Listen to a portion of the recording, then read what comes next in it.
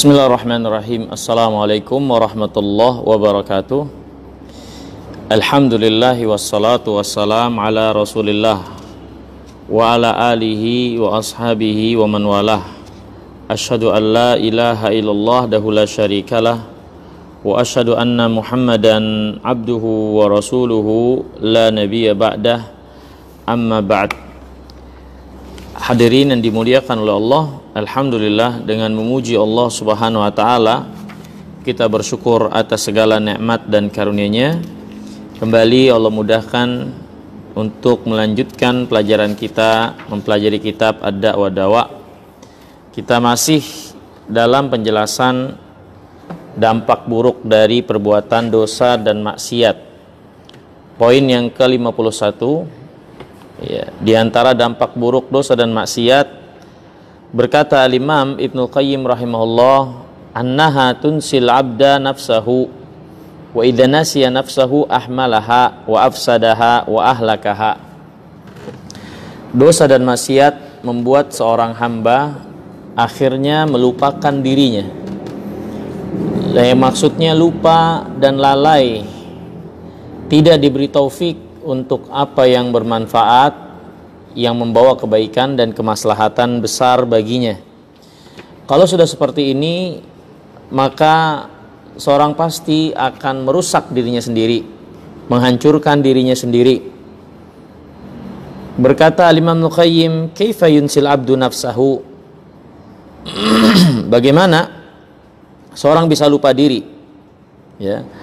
Wa idza nasiya nafsahu fa ayyu syai'in yadhkur, fama makna nisyanihi nafsahu. Apa yang dimaksud dengan seorang lupa diri itu? Kila, dikatakan, na'am yansa nafsahu a'dhamu nisyanin. Qala ta'ala wa la takunu kalladina nasullah fa ansahum anfusahum ulaika humul fasiqun falamma nasu rabbahum nasiyahum wa ansahum anfusahum kama qala ta'ala nasullah fa nasiyahum fa aqaba subhana man nasiyahu uqubatain. Kalau ada yang bertanya bagaimana seorang jadi lupa diri, maka dikatakan benar, seorang itu jadi lupa diri dan sangat lupa diri, sebagaimana Allah berfirman, janganlah kalian menjadi orang yang melupakan Allah sehingga akhirnya dia lupa dirinya. Itulah orang-orang yang fasik, yaitu ketika seorang melupakan Allah Subhanahu wa taala, Allah mengabaikannya dan menjadikannya lupa diri. Itu Allah SWT menimpakan hukuman kepada orang-orang yang lupa kepada Allah, bahwasanya Allah mengabaikannya, melupakannya, dan Allah akan menjadikan dia lupa diri. Adapun lupanya Allah kepada hamba ini maksudnya adalah mengabaikannya, meninggalkannya, menyia-nyiakannya. Ya. Fal halak adna ilaihi minal yad lil fam wa amma insa'uhu nafsahu fahuwa insa'uhu lihududhihil aliyah. Barang siapa yang sudah diabaikan oleh Allah Subhanahu wa taala, maka kebinasaan pasti lebih dekat atau sangat dekat menimpa dia.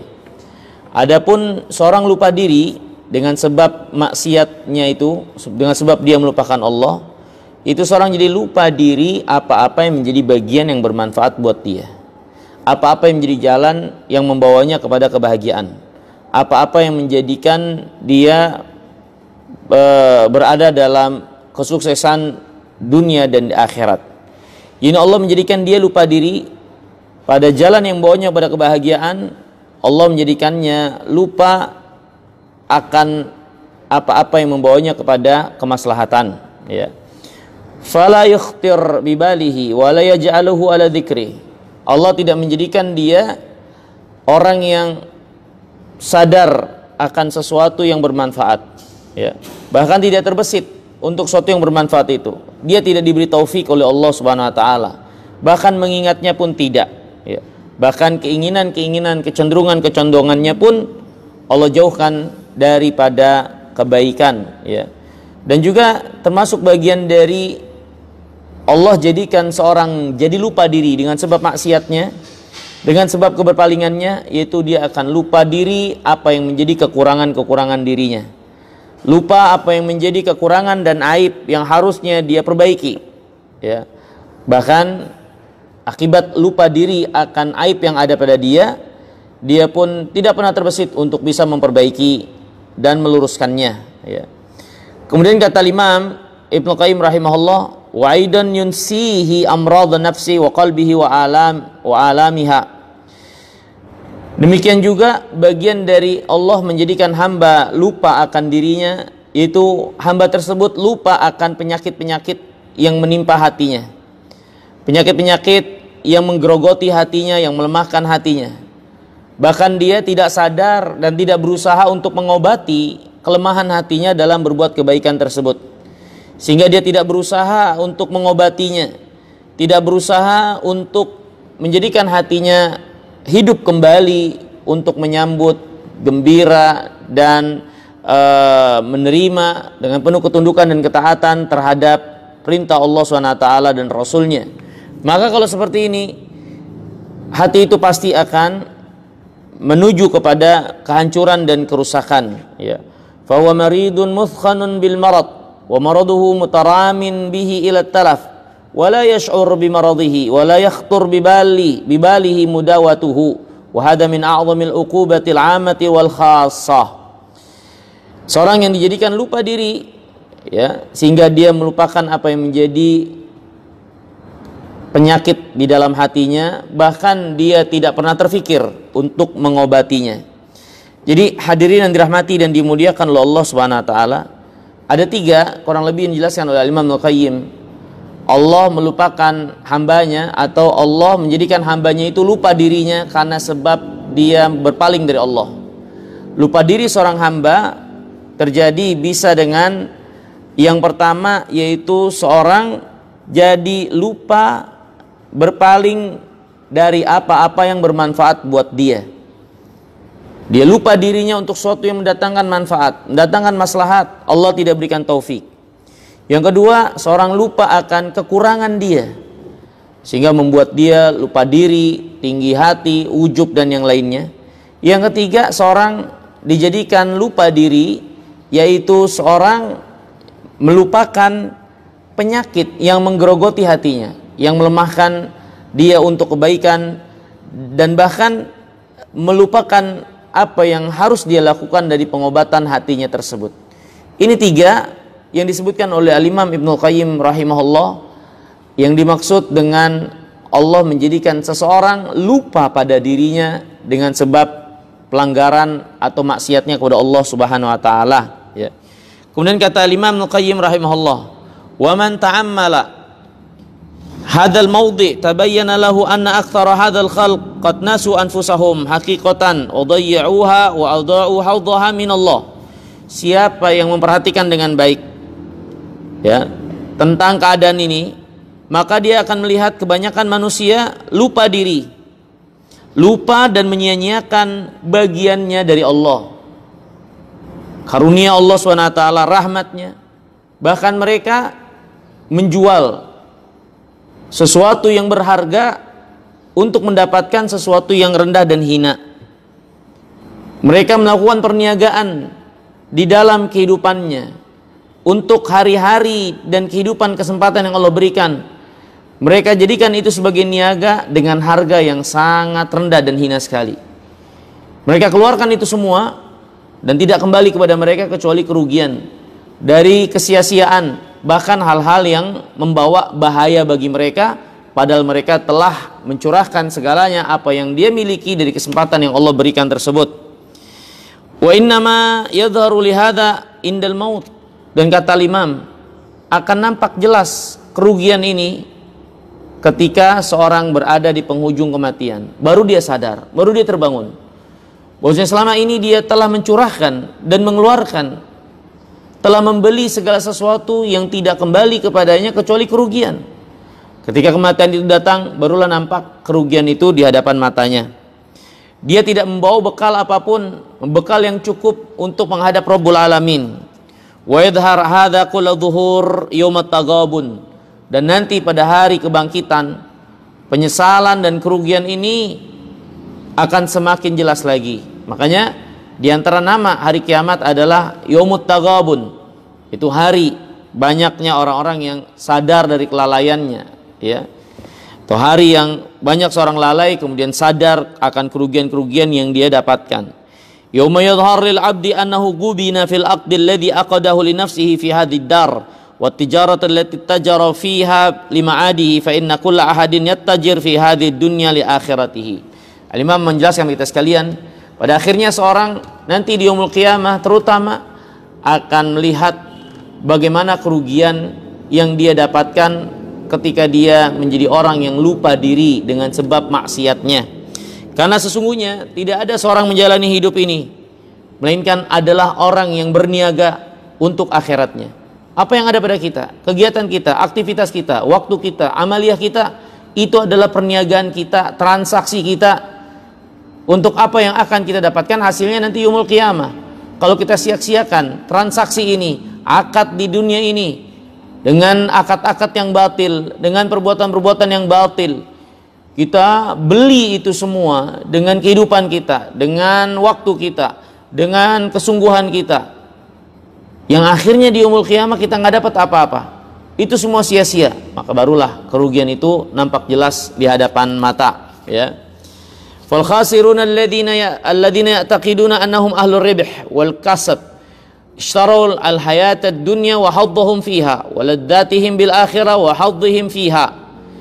Orang-orang yang merugi yang sesungguhnya, ya, adalah orang-orang yang menyangka mereka berada dalam keuntungan yang nyata. Mereka menjual kehidupan dunia ini dengan bagian, ya, dia menjual kehidupannya dengan sedikit bagian dari dunia dan menyia-nyiakan kelezatan akhirat dan bagiannya di akhirat. Mereka menghabiskan kebaikan-kebaikan mereka di dunia dan mereka menikmatinya, ridho serta tenggelam di dalamnya. Di saat yang sama mereka lupa apa yang harus mereka bawa, bekali diri dan mereka dapatkan di yaumul qiyamah kelak. Maka ini jelas kerugian yang sangat nyata. Allah berfirman, "Qul innal khasirina alladziina khasiru anfusahum wa ahlihim yaumul qiyamah." Katakan, wahai Muhammad, sesungguhnya orang-orang yang rugi itu adalah orang-orang yang merugikan dirinya sendiri dan keluarganya nanti di yaumul qiyamah.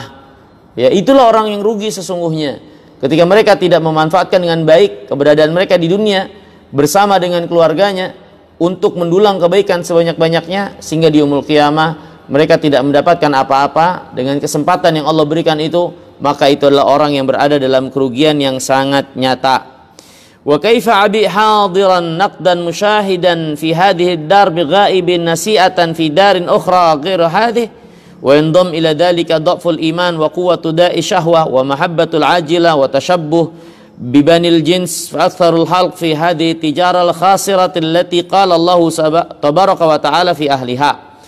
Betapa banyak, ya, seorang membeli atau menginginkan suatu yang disegerakan sesaat di dunia ini dan meninggalkan apa yang dijanjikan dari keuntungan yang sangat besar nanti di yaumul qiyamah, walaupun sifatnya ada sedikit penundaan, ya, tapi nggak bisa dibandingkan kebaikan yang akan didapatkan nanti setelah kematian itu, ya.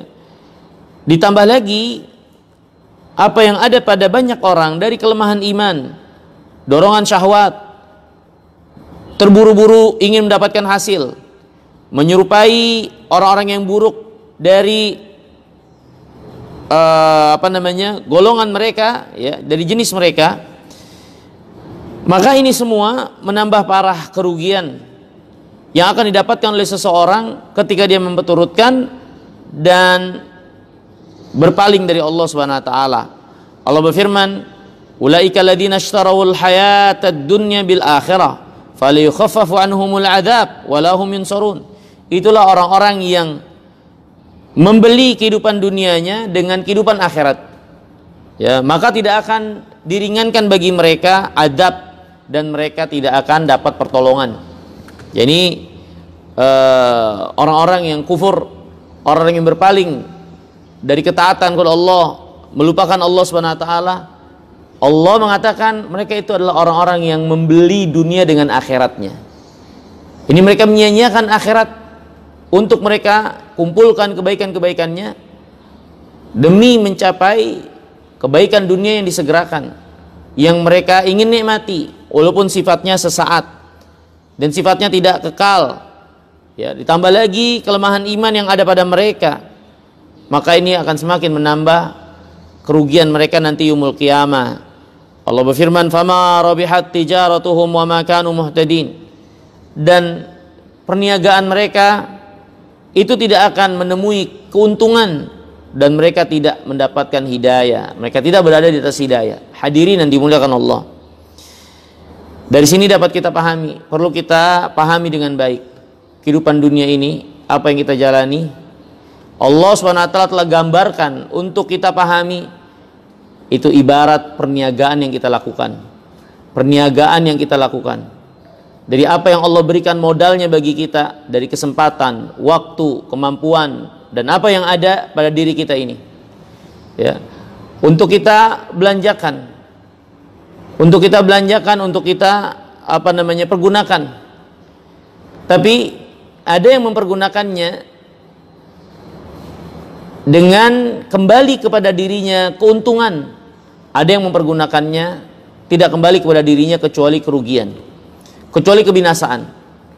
Nabi SAW bersabda, "Kullu nafsin yaghdu, fabai'u nafsahu famubiquha aw mu'tiquha." Setiap manusia itu beraktivitas. Ada yang dengan aktivitasnya dia terlepas, terbebas dari api neraka. Ada yang dengan aktivitasnya dia malah terbenam dan hancur dalam api neraka. Maka inilah kita dengan seluruh aktivitas kita. Ya, kalau aktivitas itu pada apa yang Allah cintai dan diridhai, dalam rangka ketaatan kepada Allah SWT dan mengikuti Rasulnya yang mulia alaihi salam, maka itulah sebab kita membebaskan diri kita dari api neraka. Itulah sebab keberuntungan nanti di yaumul qiyamah. Ya, Allah SWT berfirman, "Faman zuhziha 'anil nar wa udkhilal jannah faqad faz." Siapa yang diselamatkan dari api neraka, dimasukkan ke dalam surga, itulah orang-orang yang sukses. Itulah orang-orang yang sukses, yang memanfaatkan kesempatan dengan baik ketika dia berada di dunia, sehingga dia menemui kesuksesan akhiratnya. Ya, tapi sebaliknya, ada orang-orang yang kata Nabi SAW, dengan apa yang Allah berikan kesempatan di dunia, justru tidak kembali kepadanya kecuali kebinasaan, malah hancur binasa dan rusak dirinya, karena dia tidak manfaatkan dengan baik. Aktivitasnya jauh dari keridhaan Allah SWT, berada pada apa yang Allah SWT benci dan murkai dalam aktivitasnya, maka itu tidak kembali kepada pelakunya kecuali kebinasaan. Ya. Kemudian hadirin yang dirahmati dan dimuliakan oleh Allah SWT, kata Imam Ibnu Qayyim juga, beliau mengatakan, bagaimana mungkin ada orang-orang yang lebih mendahulukan kelezatan dan kenikmatan sesaat di dunia, kalaupun dikatakan keberuntungan, tapi dia tinggalkan keberuntungan yang besar, yang tiada tara, yang tidak mungkin dibandingkan dengan kenikmatan-kenikmatan di dunia.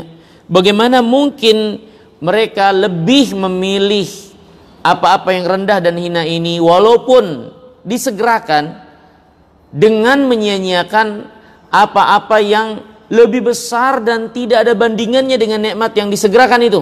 Walaupun ini sifatnya tempo atau ditangguhkan, ditunda sampai akhirnya nanti mereka wafat, baru dibalas dengan balasan amal mereka. Tapi bagi orang yang mau berpikir dan menggunakan akal sehat, apalagi bagi pedagang-pedagang yang memiliki kecakapan dalam perniagaan, dalam strategi untuk mendapatkan keuntungan, mereka akan lebih memilih menunggu sebentar, menunggu sesaat, untuk mendapatkan keuntungan yang lebih besar daripada mereka menyia-nyiakan, mencurahkan, mengeluarkan semuanya saat ini untuk keuntungan yang sedikit, untuk keuntungan yang nggak ada bandingannya, bukan menjadi tandingan bagi keuntungan yang besar nanti. Ya, ini kata Imam Ibnu Qayyim rahimahullah. Ya, fa kaifa bima yanalul abdu minha fi hadzal zamanil qasir alladhi huwa fil haqiqah ka ghafwatil hulumin la nisbata lahu ila daril qarar albattata. Ini bagaimana mungkin dia mendahulukan sesuatu yang seperti fata morgana, sesuatu yang tidak kekal, sesaat dan sedikit ini, untuk apa yang lebih baik, lebih kekal, lebih lama, yaitu yaumul qiyamah. Allah berfirman, wa yauma yahsyuruhum ka'allam yalbathu illa sa'atan minan nahar yata'arafuna bainahum. Pada hari nanti mereka dibangkitkan. Mereka mengatakan atau mereka merasa seolah-olah tidak hidup di dunia kecuali satu saat, satu waktu di waktu siang. Ini ketika mereka mengalami kematian, masuk ke dalam keadaan selanjutnya yaumul qiyamah, dibangkitkan oleh Allah, maka mereka semua sadar di dunia itu tidak mereka lewati kecuali sesaat dari waktu siang. Ya, sebentar sekali. Sebentar sekali. Dibanding dengan apa yang mereka rasakan dan mereka alami setelah kematian itu dari waktu yang sangat panjang, lama dan sifatnya kekal. Ya. Maka hadirin yang dirahmati dan dimuliakan Allah, bagaimana mungkin kita sia-siakan dan korbankan sesuatu yang kekal ini, lama dan besar kenikmatannya, dengan sesuatu yang sebentar, sesaat, ya, dan tidak berada pada kemuliaan dalam kenikmatannya. Allah SWT berfirman, yas'alunaka 'anis sa'ati ayyana mursaha fima anta min dzikraha ila rabbika muntahaha innama anta mundziru man yakhshaha ka'annahum yawma yarawnaha lam yalbathu illa 'ashiyatan aw duhaha. Mereka bertanya kepadamu tentang hari kiamat, kapan datangnya. Memangnya siapa kamu yang bisa menjelaskan, menyebutkan tepatnya kapan hari kiamat? Kepada Allah lah tempat kembali penetapan kapan tegaknya hari kiamat. Sesungguhnya engkau Muhammad hanyalah sebagai pemberi peringatan, dan yang akan mengambil pelajaran adalah orang-orang yang mengkhawatirkan dan takut akan kerugian dan keburukan yang dia dapatkan di yaumul qiyamah nanti. Dan pada hari yaumul qiyamah nanti, mereka semua sadar bahwasannya dahulu mereka tidak hidup di dunia kecuali satu saat di waktu siang atau di waktu duha. Ini waktu yang sangat sebentar. Allah berfirman dalam surah Al-Ahqaf, "Ka'annahum yawma yarawna ma yu'aduna lam yalbathu illa sa'atan minan nahar." Ketika mereka berada di yaumul qiyamah, mereka baru sadar bahwasanya mereka dahulu tidak menetap di dunia kecuali satu saat dari waktu siang. Ayat-ayat yang seperti ini banyak sekali yang menjelaskan bagi kita sekalian keadaan hakikatnya, sejatinya dari kehidupan dunia ini yang sesaat dan sebentar. Dan kita akan menyadari itu ketika kita mengalami apa yang kita akan alami pastinya di yaumul qiyamah dari perjalanan yang sangat panjang. Ya, maka bagaimana mungkin kita mendahulukan yang sesaat, yang sebentar ini, menyia-nyiakan apa yang harus kita bawa yang menjadi bekal kita di waktu yang sangat lama dan panjang itu dan kekal itu. Ya. Fahadhihi haqiqatud dunya inda muwafati yaumul qiyamah. Inilah hakikat dunia kalau dibandingkan dengan apa yang ada pada yaumul qiyamah, sesaat, sebentar sekali. Falamma alimu qillata lubthihim fiha wa anna lahum daran ghaira hadhihi dar hiya darul hayawan wa darul baqa ra'au min a'dhamil ghubn bai'a daril baqa bidaril fana. Ketika manusia menyadari apa yang mereka alami, bahwasanya negeri akhirat, ya, itu adalah negeri yang lama dan kekal. Dunia adalah fana dan sebentar.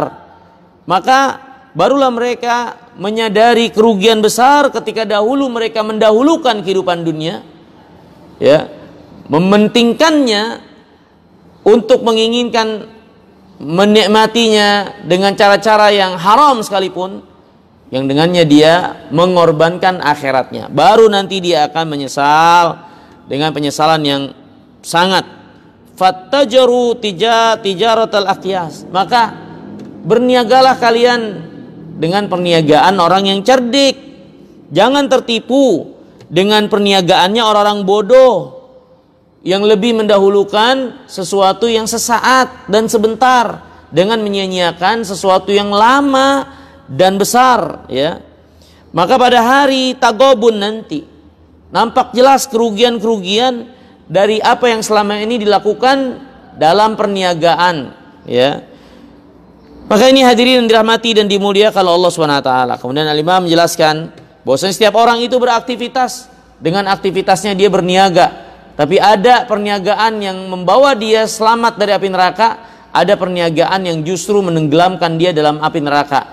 Kata Nabi, kulun nas yagdu fabai'un nafsahu. Setiap manusia beraktivitas dan mereka menjual dirinya untuk membebaskannya dari api neraka atau menjebloskannya ke dalam api neraka. Ya. Kemudian Allah juga berfirman, innallaha ashtara minal mu'minin anfusahum wa amwalahum bi anna lahumul jannah yuqatiluna fi sabilillah fayaqtuluna wa yuqtalun wa'dan alaihi haqqan fit Taurati wal Injil wal Quran wa man awfa bi ahdihi minallah fastabshiru bi bai'ikumul ladzi bay'atum bihi dzalika huwal fawzul 'adzim. Kata Allah, Allah telah membeli dari orang beriman jiwa dan harta mereka dan Allah bayar dengan surga. Jadi hadirin yang dimuliakan Allah, dalam amaliyah kita memposisikan diri sebagai perniagaan yang kita harap ganti yang lebih baik dari Allah, itu benar. Walaupun dikatakan oleh sebagian orang, oh itu mah ibadahnya pedagang, ibadah yang ngarep bayaran, ngarep pahala, itu ibadah pedagang. Yang ada kita tuh ibadah mengharap ridho, udah nggak, jangan ngarep apa-apa, ngarep ridho saja. Ya, dan ibadah yang mengharap pahala itu adalah ibadahnya para pedagang, dan itu nggak benar. Ini adalah pernyataan yang sangat keliru dan salah. Justru yang Allah SWT perintahkan kepada kita dan tunjukkan kepada kita sekalian, inilah apa yang kita lakukan adalah perniagaan. Yang kita korbankan dari harta, yang kita korbankan dari jiwa, yang kita korbankan dari darah. Segala bentuk hal-hal yang pastinya akan atau mengandung resiko. Tapi kalau itu dalam rangka mengamalkan din, maka itulah apa yang menjadi sebab atau alat tukar yang dengannya Allah ganti dengan yang lebih baik, yang dengannya Allah ganti dengan surga, ganjaran dari sisinya. Ya seperti itulah kita beramal, seperti perniagaan. Ya. Adapun seorang yang beramal seperti yang mereka katakan, mereka nggak mau mengharap surga dan nggak takut neraka. Bahkan ada syair yang mengatakan, ya Allah, kalau saya beramal ingin surga, jangan masukin surga. Kalau saya beramal karena takut neraka, masukkan dalam neraka. Ini ada orang yang jahil, yang nggak tahu tentang hakikat keberagamaan, penghambaan diri kepada Allah. Lihat Allah dalam ayat ini menjelaskan apa yang kita lakukan dan kita curahkan dari harta dan nyawa adalah perniagaan kita dengan Allah SWT, dan Allah Maha mensyukuri, yang pastinya akan mencukupi bahkan melebihkan apa yang menjadi balasan yang kita keluarkan untuknya, untuk Allah Subhanahu wa taala. Kemudian hadirin yang dirahmati dan dimuliakan oleh Allah Subhanahu wa taala. Walhal, intinya kata Imam Al-Qayyim, dosa itu membuat seorang jadi lupa bagian dirinya, lupa diri akan perniagaan yang penuh dengan keuntungan ini. Dia sia-siakan hartanya, waktunya, kesempatannya. Dia masuk Ramadan, selesai Ramadan dia nggak dapat ampunan. Dia sia-siakan kesempatan, dia jadi lupa diri. Dan itu diantara dampak buruk dari dosa dan maksiat. Hati yang tertutup, cahayanya tidak bisa menyerap kebaikan yang ada dan tidak menggerakkan, memotivasi pemiliknya untuk bangkit taat kepada Allah SWT, karena tertutup kegelapan dosa dan maksiat. Begitulah dosa dan maksiat membuat seorang jadi lupa diri, lupa apa-apa yang mendatangkan kebaikan baginya, bahkan di dunia dan juga di akhirat.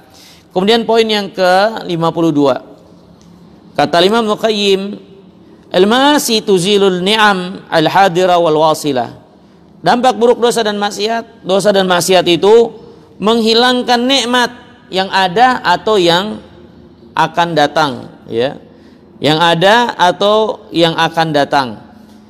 Kata Imam Al-Qayyim, annaha tuzilun ni'am al-hadira wa taqta'un ni'am al-wasilah. Dosa dan maksiat memutus nikmat yang sudah ada dan memutus nikmat yang membuat kita tersambung pada nikmat berikutnya. Jadi memutus nikmat dan membuat berhenti sehingga kita tidak mendapatkan nikmat lagi. Itu di antara dampak buruk maksiat, ya. Tuzilul hasil wa taqta'ul wasil. Menghapuskan apa yang sudah selama ini diusahakan dari nikmat dan memutus apa yang menghantarkan kita kepada kebaikan selanjutnya, ya. Fa inna ni'amallah ma hufidha mawjuduha bimithli ta'ati. Sesungguhnya nikmat Allah enggak ada yang lebih utama menjaga dan mengikatnya tetap ada bagi kita, pada kita sekalian kecuali ketaatan kepada Allah. Jadi nggak ada yang menjaga nikmat itu untuk terus berada pada seorang hamba kecuali ketaatannya kepada Allah. Nggak ada yang lebih menjaga kecuali ketaatan kepada Allah. Kalau kita tidak ingin lenyap nikmat itu dari kita, ya taat kepada Allah. Sebaik-baik, seutama, dan yang paling kuat mengikat kenikmatan untuk terus ada pada diri kita. Tapi sebaliknya, kalau yang dilakukan bukan ketaatan, tapi pelanggaran, pembangkangan, penyelisihan kepada Allah dan Rasulnya, maka apa yang lagi menjaga, apalagi yang bisa menjaga nikmat itu untuk terus ada pada diri kita, ya.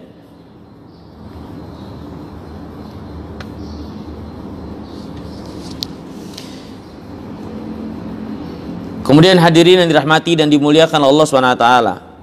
Yang ke-53, kata Imam, ilma'asi tub'idu anil abdil malaikah. Maksiat itu membuat seorang hamba jauh dari para malaikat, atau malaikat menjauhi seorang hamba. Ya. Malaikat menjauhi seorang anak manusia.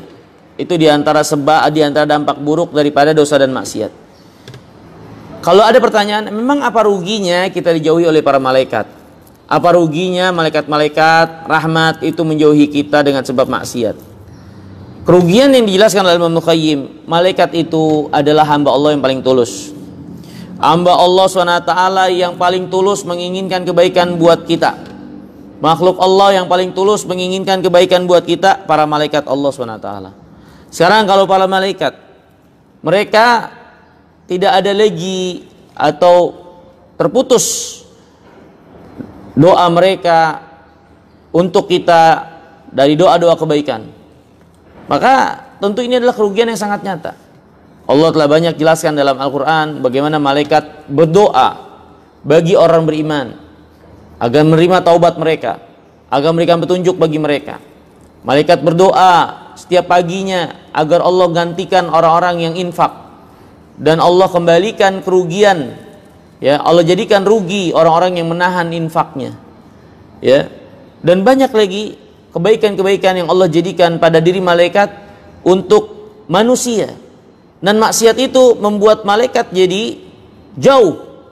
Kebaikan-kebaikan dari kebaikan doa mereka akhirnya tidak kita dapatkan, ya. Maka ini hadirin yang dirahmati dan dimuliakan Allah. Kata Imam Al-Qayyim rahimahullah, annaha tuba'idu anil abdi waliyahu wa anfa'ul khalq lahu wa ansahuhum lahu wa man sa'adatuhu fi qurbihim min wa huwal malakul muwakkal bihi fatudni minhu aduwa wa aghashal khalq lahu wa a'zamuhum dararan lahu wa huwa syaitan fa innal abd idza asalla taba'ada anhu al malak biqadri tilkal ma'siyah hatta innahu yataba'at anhu bil kadhibati wal wahidati masafatan ba'idah, ya.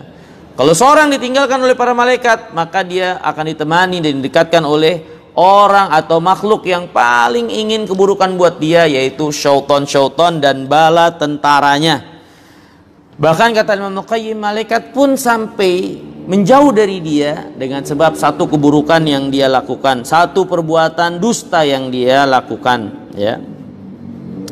Berkata sebagian salaf, idza raqibad dzakaru adz-dzakara ajjatil ardu ila Allah wa harabatil malaikatu ila rabbiha wa syakat ilaihi azima ma ra'at.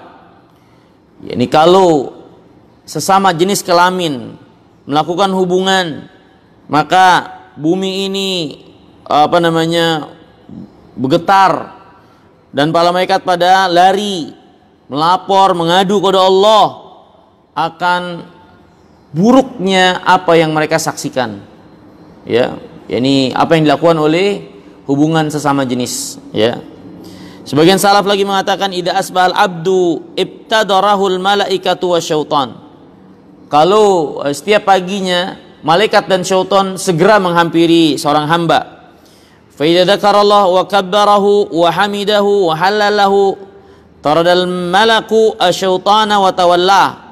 Kalau si hamba ini mengingat Allah, membesarkan, memujinya, bertahlil, maka malaikat pun akhirnya mengusir syaitan. Tapi kalau dia buka dengan selainnya, maka malaikat yang pergi dan syaitan yang menguasai dan mendekatinya. Ya. Nah, ini hadirin yang dimuliakan Allah SWT. Kemudian Imam rahimahullah itu menjelaskan tentang keadaan malaikat ini dengan hamba. Wala yazalul malak yaqrubu minal abdi hatta yasiral hakamu wal ghalabatu wa ta'ah lahu.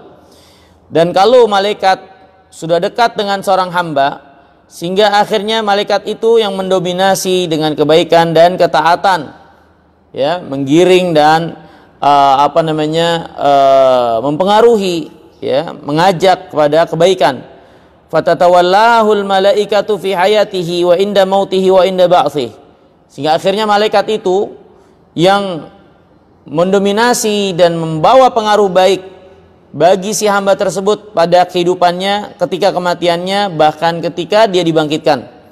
Sebagaimana Allah berfirman, innal ladzina qalu rabbunallahu tsumma istaqamu tatanazzalu alaihimul malaikatu alla takhafu wa la tahzanu.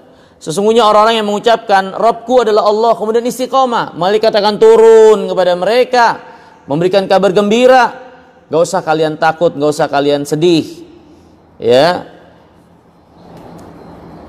Nahnu awliya'ukum fil hayati dunya wa fil akhirah. Kami adalah wali-wali kalian. Ini akan membela, menolong kalian di dunia dan di akhirat.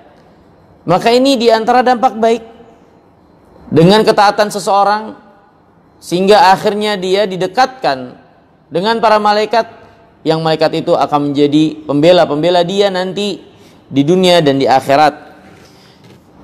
Kemudian hadirin yang dirahmati dan dimuliakan Allah SWT. Dan kalau malaikat sudah berada pada pihak seorang hamba karena kebaikan dan ketaatan mereka, maka para malaikat itu menjadi hamba Allah yang paling menguntungkan bagi si hamba ini. Menguatkan dia, mengokohkannya dalam kebaikan, dalam kebenaran, terutama pada saat-saat dia butuh pengokohan itu. Itu menjelang kematiannya. Allah berfirman, "Idh yuhi rabbuka ilal malaika." Ketika Allah mewahyukan kepada para malaikat, "Anni ma'akum," aku bersama kalian. Fathabbitul ladzina amanu. Kokohkan orang-orang beriman. Allah perintahkan malaikat untuk mengokohkan orang-orang beriman. Ya. Maka jangan lakukan sesuatu yang membuat akhirnya malaikat menjauh dari kita. Padahal Allah menyuruh para malaikat mengokohkan orang beriman. Ya. Kemudian hadirin dirahmati dan dimuliakan Allah SWT. Tadi juga sudah kita sebutkan bagaimana malaikat memberikan kabar gembira bagi seorang yang istiqamah dengan imannya, berikan kabar gembira agar kalian jangan khawatir dan jangan kalian takut, ya.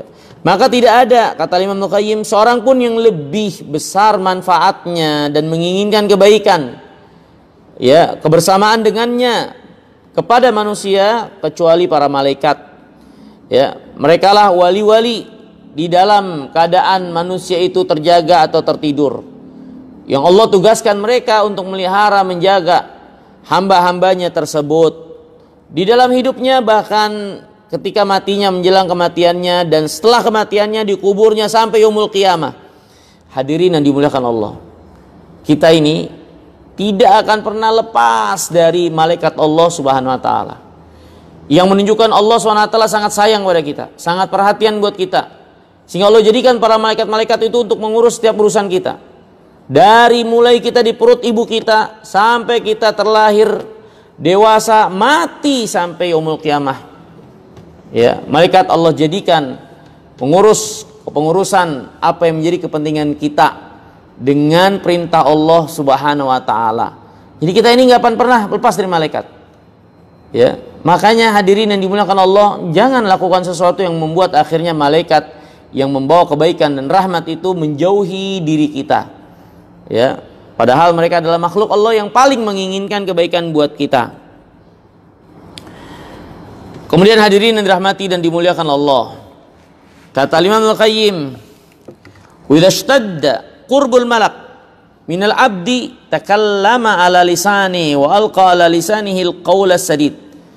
Kalau semakin intim lagi kedekatan seorang dengan malaikat, maka malaikat itulah yang akan berbicara melalui lisan si hamba. Ya, malaikat itu akan mengarahkan, menjadikan perkataan hamba itu perkataan yang lurus. Perkataan yang lurus. Tapi kalau dia jauh dari malaikat dan dekat dengan syaitan, justru syaitan yang mendominasi dan menguasai perkataannya, sehingga tidak keluar dari lisan itu perkataan-perkataan kecuali perkataan kotor, perkataan keji, kebohongan. Hatta yura rajul yatakallam ala lisanihil malak wa rajul yatakallam ala lisanihi syaitan. Sampai-sampai kita dapat saksikan ada orang-orang yang keluar dari ucapannya itu seolah-olah itu adalah ucapan malaikat. Sangat baik, enak didengar, penuh dengan kebaikan-kebaikan. Dan ada orang-orang yang lisannya itu ya bahkan lebih tajam dan lebih buruk daripada apa yang keluar dari lisan syaitan, ya. Ini hadirin yang dirahmati dan dimuliakan Allah. Kemudian kata Imam Nuqayyim, wa kana ahaduhum yasma'ul kalimati salihah minar rajuli salih fayaqul ma alqaha ala lisanika ilal malak. Dulu ya para ulama, kalau ada orang yang mengucapkan kata-kata baik yang dikeluarkan oleh orang soleh, mereka mengatakan tidak keluar dari mulutmu kecuali apa yang dikeluarkan oleh malaikat. Ya, tapi sebaliknya, kalau ada orang yang mengeluarkan dari lisannya kata-kata buruk, maka mereka mengatakan tidak keluar dari lisanmu kecuali apa yang dikendalikan, dikuasai oleh syaitan. Maka ini hadirin yang dirahmati dan dimuliakan Allah SWT. Nabi yang mulia alaihi wasallam dalam hadis atau dalam riwayat yang dikatakan oleh Syekh Ali, riwayatnya ini mauquf, ya. Marwiyun an adadin minas sahabah bi asanid ba'daha sahih. Diriwayatkan dengan beberapa sanad, sebagiannya sahih. Dikatakan inna sakinah tantiq ala lisani Umar. Sakinah itu keluar dari ucapan-ucapan Umar. Ya. Ucapan yang penuh dengan kedalaman makna, manfaat, ya, nasihat dan seterusnya. Maka ini hadirin yang dirahmati dan dimuliakan Allah Subhanahu wa taala. Perhatikan hadis Nabi SAW berikut yang menguatkan apa yang dikatakan oleh Imam Nuqayyim, ya, bagaimana malaikat itu mendekat, membela, berpihak kepada seorang hamba yang berada dalam ketaatan, dan malaikat itu menjauh, menghindar, dan justru malah syaitan yang akan mendekat bagi orang-orang yang durhaka. Kata Imam Nuqayyim, terdapat hadis Nabi SAW, ada dua orang yang saling adu mulut pada zaman Nabi SAW. Fajala ahaduhuma yasubul akhar. Yang satu mencela yang lainnya. Yang dicela diam. Kemudian setelah itu dia berbicara dengan satu kalimat membalas celaan saudaranya itu. Tadinya diam. Maka Nabi SAW kemudian berdiri. Ya. Kemudian Nabi SAW dikatakan kepada beliau, ya Rasulullah, lama radata alaihi ba'du qawlih kumta. Ya Rasulullah, kenapa engkau berdiri? Setelah orang ini yang tadinya diam, dia membalas celaan saudaranya itu, setelah itu kamu berdiri. Tadi waktu dia diam, kamu duduk. Waktu waktu orang ini dicela oleh temannya, kamu duduk diam. Tapi ketika dia balas cela, maka engkau berdiri.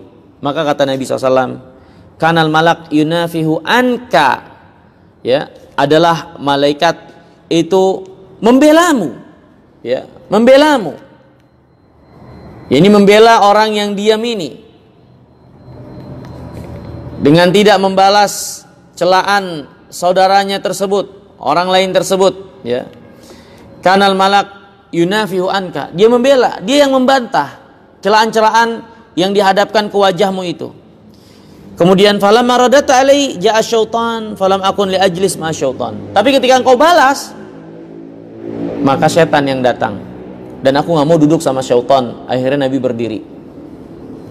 Lihat hadirin yang dimuliakan Allah, bagaimana pelanggaran, ya, itu mendekatkan syaitan dan membuat malaikat kabur, ya. Kemudian hadirin yang dirahmati dan dimuliakan Allah, lihat juga yang dikatakan oleh Nabi ketika seorang hamba berdoa untuk saudaranya yang nggak ada di hadapannya, maka malaikat mengaminkan doanya dan mengatakan, bagimu seperti apa yang kau minta buat saudaramu tersebut, ya.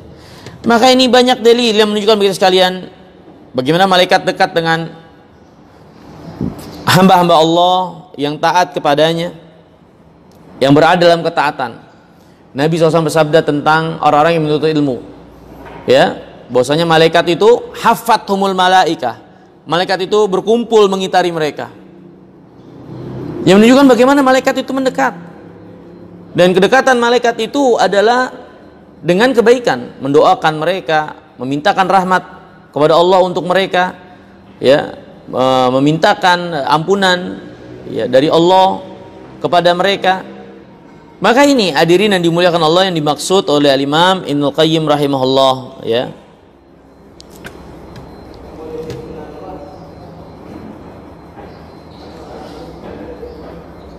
Kemudian poin yang ke-54, di antara dampak buruk dosa dan maksiat, annaha tastajlibu mawaddah halakil abdi fid dunya wa akhiratihi.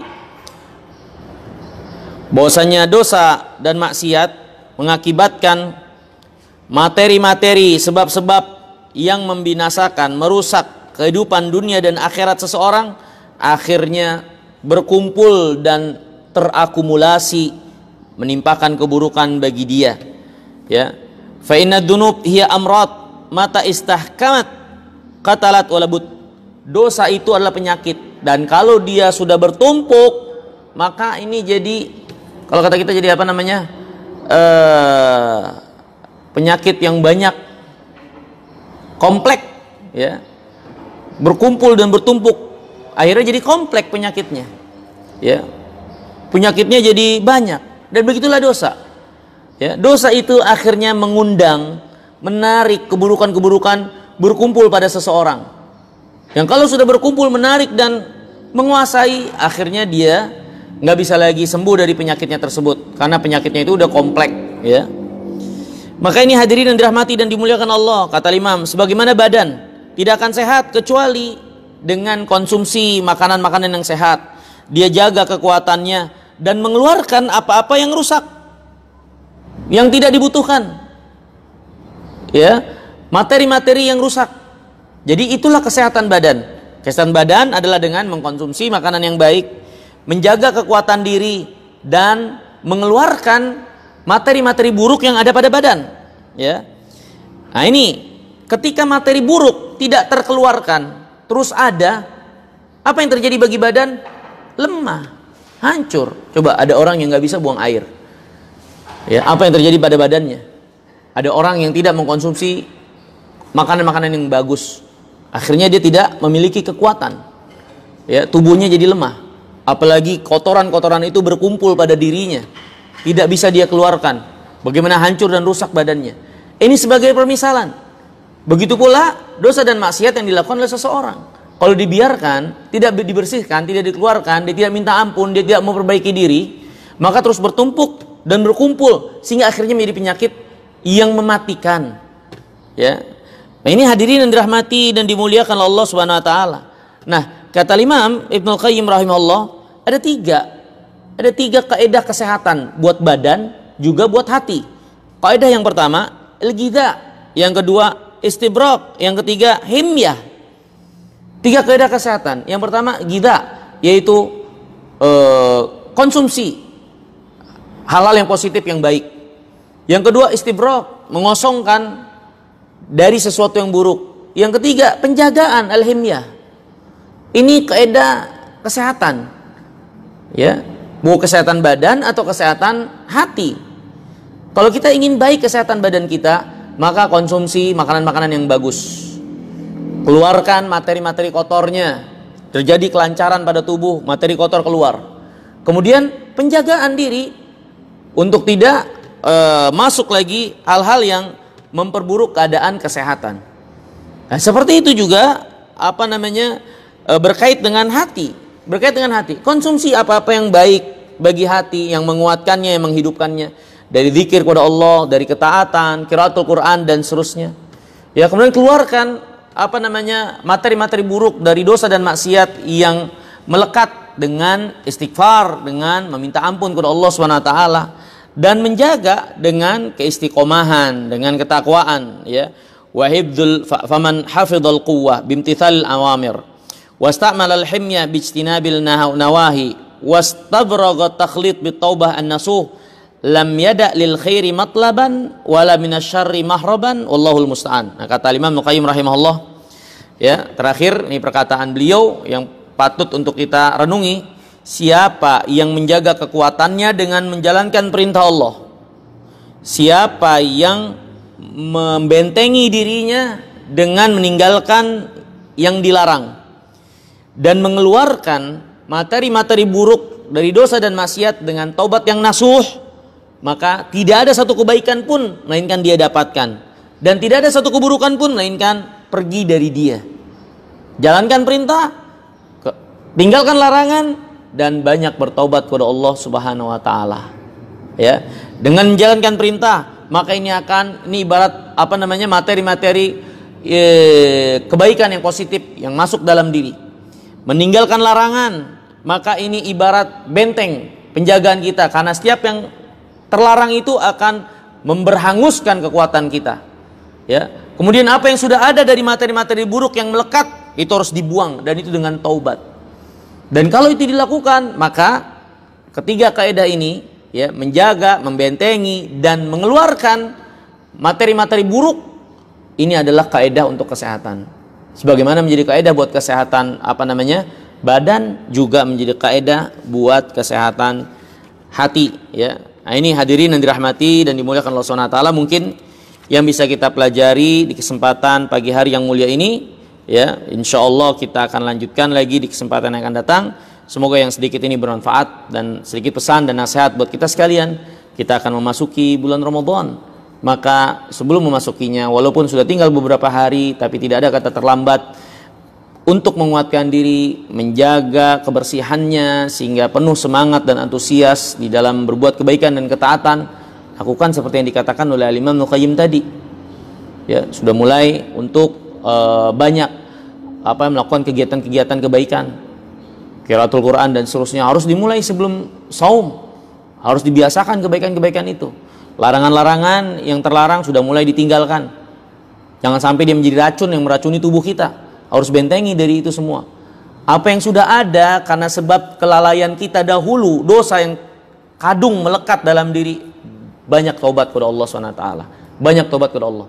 Ketika hati ini menjadi hati yang sehat, maka insya Allah Ramadan menjadi sesuatu yang kesempatan besar dari nikmat Allah yang bisa kita manfaatkan dengan baik, sehingga akhirnya Allah memberikan ampunan buat kita. Tapi kalau hati ini sakit kita bawa ke bulan Ramadan, maka jangan salahkan siapa-siapa kalau akhirnya Ramadan lewat begitu saja, seperti hari dan bulan yang sama dari hari bulan yang lainnya, yang tidak memberi arti dan perubahan kebaikan bagi kita sekalian.